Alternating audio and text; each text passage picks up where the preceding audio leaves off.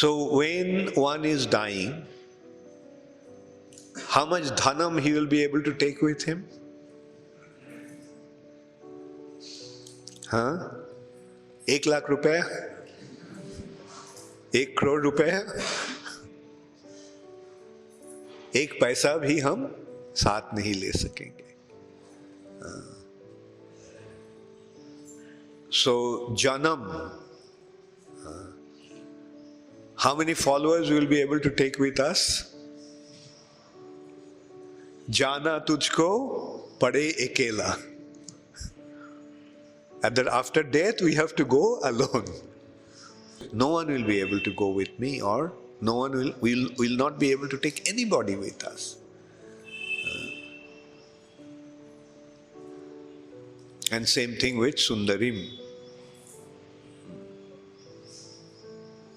Therefore, a devotee is interested to develop his fulfill his spiritual needs.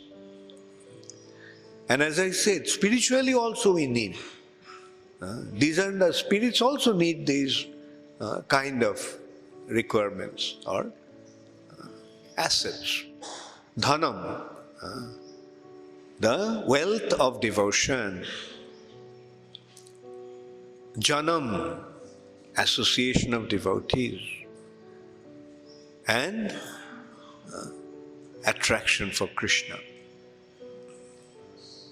So actually these needs are reflected in the material nature in the form of dhanam, janam, sundari.